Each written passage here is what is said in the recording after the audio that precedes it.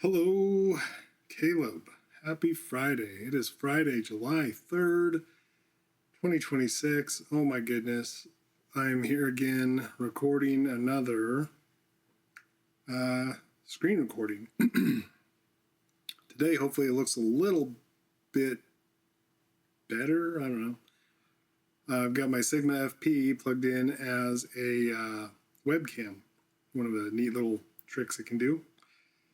So yeah, dusted it off, and it's going to be a webcam, I guess, for a while if I keep doing these kind of stuff, which seems like these are more popular. So yeah, we'll keep doing this. Hopefully you guys can hear me okay. Got my Rode NTG microphone plugged in as well. And yeah, let's check some stuff out. Now, Caleb, you'd asked me about my color profile settings or my color management settings. I'm not exactly sure. I should have looked before we got into this. But anyway, yeah, so just a real quick rundown. I'm using DaVinci YRGB Color Managed, which is a kind of a global color management, as opposed to, you see some people on YouTube talk about node level color management, and that's, I think, more complicated than most people really need. I think unless you're doing professional workflows where you really have some odd inputs or export needs, you don't really need to get into node-based color management. There's not a huge advantage to it anymore these days. Timeline level color management works perfectly good for everybody for the most part. Yeah. And so color space is, what is your timeline color space? What are you working in? Even if you're shooting Rec 709 8-bit footage, I really recommend working in HDR DaVinci Wide Gamut Intermediate, because that's just the largest color space and gamut that you can work in, so that if you're doing calculations, you're minimizing rounding errors. So, you know, bigger workspace gamut, bigger color space means you can stretch colors more. And even if you're outputting to a small space, it's going to map everything back to that small space a lot cleaner, is the simple way to describe that. Output color space. Output color space is what color space you want it to output as, obviously. Now, the rule of thumb usually is this should match your mastering display. And you might say to yourself, well, James, this says Rec 2020, SD2084 1000 nits. And we all know, because you won't shut up about it, that you're using a Pro Display XDR that is using HDR Video P3 ST2084. And yeah, so there is a difference between Rec 2020 and P3. It's very small, probably not terribly noticeable. I could switch this over to P3. It's around here somewhere. Yeah, P3 2084, D65 is our white point, P3 2084 1000 nits. That would match my display. But when I export it, it would not match what YouTube is expecting, supposedly. I've had real mixed bags on YouTube. Sometimes you'll give it perfectly what it says it wants, and it won't recognize it as HDR. So I try to make it as easy as possible for YouTube to ingest this stuff. So my output color space is Rec 2020, even though I'm on a P3 display. The difference is negligible. You probably won't see it. Another thing you could do is you could work P3, and then before you export, remember to go and change it back. But that's just, you know, something you got to remember to do. And sometimes, like me, you might not be very good at remembering these things. So anyways, enable OpenFX. That's fine. HDR mastering for 1000 nits. That's just the maximum brightness that we want to have. Dolby Vision doesn't matter because we're not doing Dolby Vision. Enable HDR10 Plus and enable HDR Vivid. Vivid, I don't really know what that does, but enable HDR10 Plus just embeds, or gives you the ability to embed HDR10 Plus metadata into your file. Mastering display HDR BT 2020 Gamma PQ 1000 nits. This does not have an option for P3, so that's why it's that. just telling it brightness, essentially. So if you were putting out standard definition, all you would do is change this to Rec 709 Scene. Very important that you have Scene there if you're working on a Mac, probably even if you're not on a Mac. That just properly encodes the 111 tags instead of 916.9 from the other one. And then HDR10 and all this stuff won't matter because there's no HDR in Rec 2020. So hopefully this made some sense. We're going to hit cancel just so it doesn't change anything. And so then when we come over to work on it, let's make this smaller. Put it over here. So now when we come over to work on this is my QuickTime window because that's a quick and easy, lazy way to do this. So now what we're looking at is our nice HDR stuff. And if we look at this before, it looked like this, and after, looks like this. Good stuff, right? Another one here, if we look at it before and after. Yeah, nice saturation and stuff. I didn't do anything crazy with any of these shots in terms of brightness. As you can see, they were they originally shot at 3200 ISO because these were shot on the Sperry Sigma FP and in ProRes RAW. And in ProRes RAW, we get to change the ISO after the fact. So that's cool. On this camera, you got as shot white balance, you got RAW to log HLG. I don't know why it's doing that. That's not really what's happening, but it doesn't matter. When you're working with raw codecs, it's going to be debayered and processed as whatever your timeline working space is. So another reason to use HDR wide gamut intermediate. So these raw files these are all ProRes RAW, all got debayered as HDR wide gamut, which is good, even if we were going out to Rec 709. So if we go to 200%, we can see we got nice, clean, sharp images, and that's because I am doing all my look, essentially, at the timeline level. What? And not at the clip level.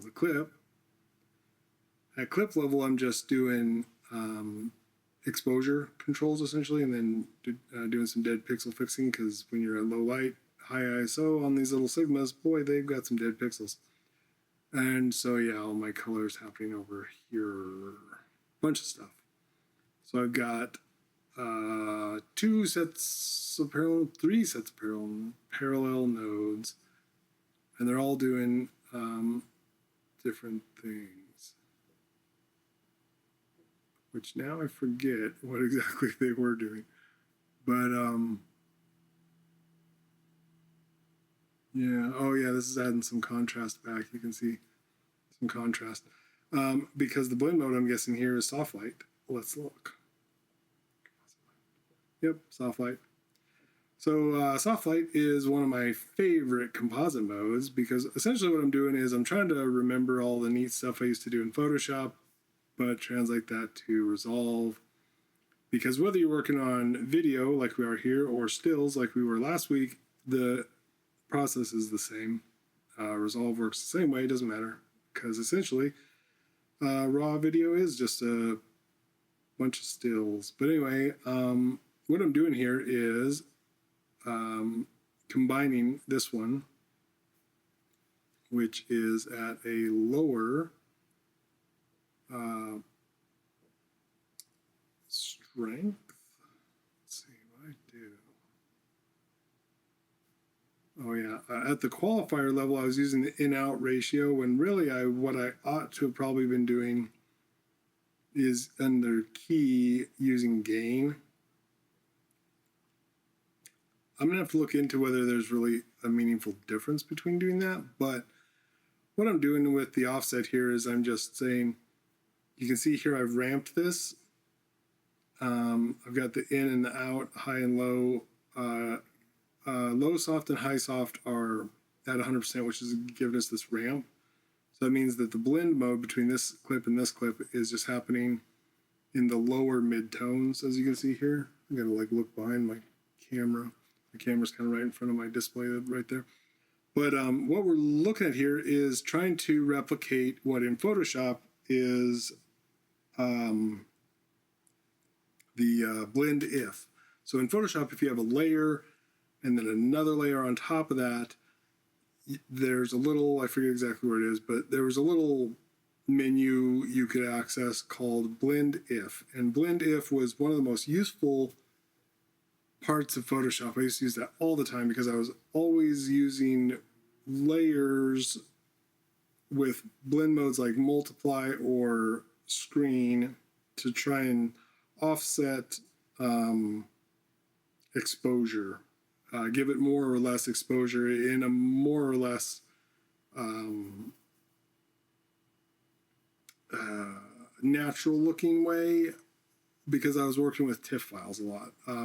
When I was working in Photoshop at this studio, we were doing a lot of artwork scans, and so we were using a large machine, which was like a huge flatbed scanner for paintings, and it would output TIFFs, which was kind of annoying, but you know, you work with what you got. And so these TIFF files, the best way to cleanly increase or decrease exposure was to use layers, like I'm kind of doing here. Actually, which is what we're doing here. This layer and this layer. I turn off one of these. See, it just got darker. So this layer makes it brighter, and the reason it's doing that is because I've got the composite mode set to screen. And again, the composite mode set to screen is blended. So I've got this ramp, I've got it only doing it at a certain spot. My in-out ratio is at 0, but what in-out ratio would do would be essentially the same as your, in Photoshop, your layer opacity. So I've not found exactly what the analogy of opacity would be. I think actually it is, if you were in key, it's gain. So yeah, probably should use that. But in-out ratio seems to do the same thing. We're just making this up as we go along, folks. So yeah, anyways, so I've got a brightness boost here, which is only boosting really the low end because I don't want my high end to get any brighter, because we're just right below clipping. Like, we can still see data in the brightest parts of this image, but you don't want to push that much further. As you can see, we're right up to that 1000 nit mark, nearly. Don't want to make that any brighter. We just want to brighten up the midtones. And then once you brighten up the midtones, and then we do our noise reduction here, did some other stuff, just some small tweaks and adjustments, and then contrast. Contrast is, let me go ahead and put this at 100%. So contrast is slightly subtle, but like that looks a little flat, right? Let me go ahead and hit Z to go full screen. That looks a little flat, whereas if we put this in there, that looks pretty cool. And the reason that looks cool is because it's, again, a parallel node, so it's just like putting the same image, like duplicating the layer, and then changing the blend mode, which is the composite mode in Resolve, to soft light. And what the soft light blend mode does is everything above your 50% brightness mark gets brighter, and everything below your 50% brightness mark gets darker. So soft light makes more contrast. If you were to give it full say I've got my in-out ratio set to -54, if you were to give it full opacity and non-ramped, it would be real contrasty looking. The brights would be too bright, the darks would be too dark, but with it ramped in like this, with our high soft and our low soft cranked up, so that we get a fall off, and then our high is changing where this middle point is. I'm turning the middle point down a bit because most of our information is actually pretty far down in the register here. So most of our information is down in this area, you know, down to like the 10 nits brightness. I'm just kind of targeting that contrast. Now, Is there ways you could do this with just curves and without like this complex layer mixing? Absolutely. There's 100 ways to do anything you want to do in Resolve, and there's no right or wrong way. Like if it looks good, it is good, right? If it looks the way you want it to look, then that is good. And so all of this is to say, one other quick thing I'll do is address a comment that I got. A gentleman mentioned that you want to make sure and be mindful of the inputs. Let me just pull it up real quick because I am going to screw it up. It was a good comment, and I'm glad to see comments from everybody, but you know, seeing comments from people other than Caleb is kind of a new thing for me here. So anyway, this gentleman, assuming gentleman, Leaf Kane, says, worth mentioning that the order of the parallel nodes is important. Work to treat, by the way. Good to hear. Happy to hear that something I'm talking about here is useful to somebody. But yeah, the order is important. And unlike in Photoshop where you have layers where you would think, oh, this layer is above this layer. Well, these aren't layers, these are nodes. So only the order of input on your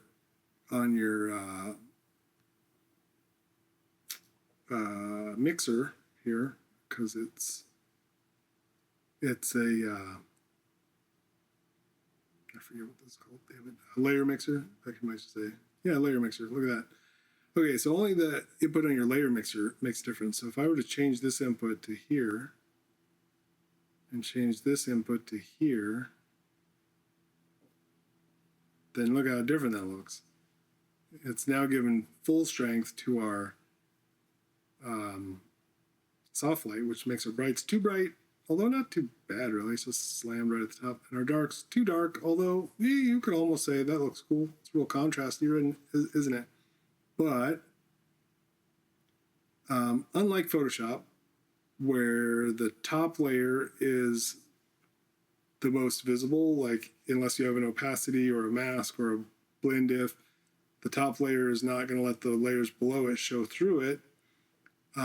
It's reversed here. So the lowest input is the top layer, for lack of a better word, and that's just I don't know why that is, but yeah, if you want the layer that you're working on to be on top, it should be the lowest input in our layer mixer. Fun fact, fun to learn. I just learned that today because I had to go look it up because of that comment. So comments are awesome. So if you got this far in the video, if you have any questions, like what in the hell is this dude even talking about, then let me know in the comments. But yeah. What else? I was gonna try to take this shot and do a crazy look to it because I just saw the trailer for Werewolf, the new Robert Eggers film. If you guys like The Witch, Lighthouse, Northman, Nosferatu, if you like those films, well, that director's got his new film out, Werewolf, I almost said Wolfman. And I saw some interviews with him where he said that the look he got, which is kind of this like really desaturated look or not quite black and white or weirdly tinted, he said that he basically, I believe they shot it digitally, but he said that basically they went and they came up with a orthochromatic black and white look, which they then blended into the color look. So I was playing around with trying to get something like that, because an orthochromatic black and white would imply that it's like just blue sensitive, which I believe The Lighthouse, I could be wrong in this, but I thought The Lighthouse, his film The Lighthouse, was actually shot on orthochromatic black and white film, but it may have been faked. He may have just done an orthochromatic look digitally. I'd have to look into that, but I remember there was some chatter about that, which orthochromatic black and white film is it's a weird looking film because it makes human skin tone look like ass, really, because looking at, flesh tone, probably not noticing a lot of blue in there, right? So If you have a film that's mostly sensitive to blue, it makes your skin look really dark. And it can make it look real contrasty, real make the pores stand out, other weird things. But yeah, it's a fun idea to play around with that. Modeling older technologies with our modern digital technology is a ton of fun, in my opinion. But actually, after working on this little short, which is mostly just an exercise in taking some old footage, we shot this back in 2021, taking some old footage and trying to clean it up and make it look good. Because before I came up with some of these ideas about the noise reduction and stuff, this footage was mostly unusable. I was pretty sad about that because I like these shots of like the owls. There's these owls flying around. You can kind of see them there. Try and get a better shot of them. But yeah, this little owl kept on kind of dive bombing us when we were out there. And so I thought, this is cool looking footage. I wish I knew how to make it look good. And that's the beauty of archiving your footage if you have enough storage, and and B, shooting in RAW so you can come back to it when you learn newer tricks. And I know a lot of people probably don't have the desire to keep a ton of RAW video around because it's pretty huge, even though Apple ProRes RAW is good in the sense that it's raw enough to have the benefits of RAW and compressed enough to be manageable. If you have some big hard drives, I've got a pretty big hard drive array over here. But for still photography, absolutely, that's the advantage of RAW, is that you can go back to it when you get new software or software updates or new knowledge and re-edit your shots, really get the most out of them, really. It's a lot of fun, right? Probably not news to anybody watching this and rambling again. But anyway, yeah. So next week, I think I am going to try to work on seeing if I can get that Eggers-esque look, because I'm curious about that. It looks kind of neat. You could tell by the trailer he definitely was looking at Hard to Be a God by Alexi German, I'm not sure. That's a crazy movie. You should check that one out. Other crazy movie, which I haven't watched yet, but I got from the library, is Come and See. Ooh, boy, that is Glare City. Okay, Come and See. Yeah, Come and See by Ilya Klimov. No, not going to try it.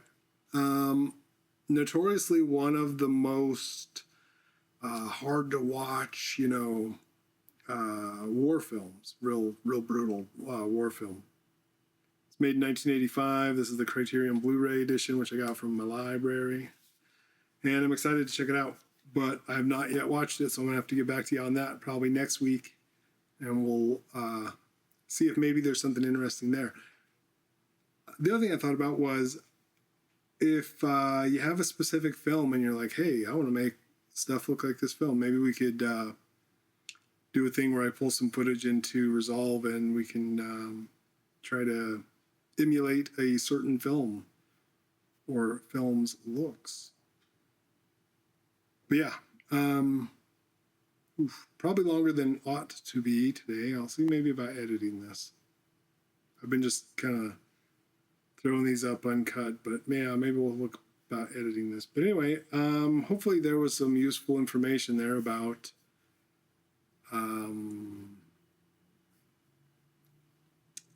color management settings and using layers. Hopefully we learned something. Ugh. Anyway, yeah, I'll stop rambling at you, Caleb, and you have a good week, and all you other folks out there watching this, thanks for watching. If you want to, hit that subscribe button. If you want to throw some questions at me, maybe I can come up with something more focused. But yeah, also let me know what you think of this Sigma FP as a webcam. I was thinking about selling this little camera because I mostly just use my Leica SL2 now for video, but might keep it around for just a little. It's a very small camera, so when you strip it all down and put a small lens on it, it's probably be pretty fun walk around camera. But B, it's excellent as a webcam. Look at that. Look how sharp that is. Way sharper than I should probably ever be. Yeah. So have a good weekend. Have a happy 4th of July tomorrow if you celebrate. Oof. It's a controversial subject nowadays. And I've got to go to work tonight, and it's my Monday, so yeah, starting my work day. Fun times. Yeah. I'll see y'all next time.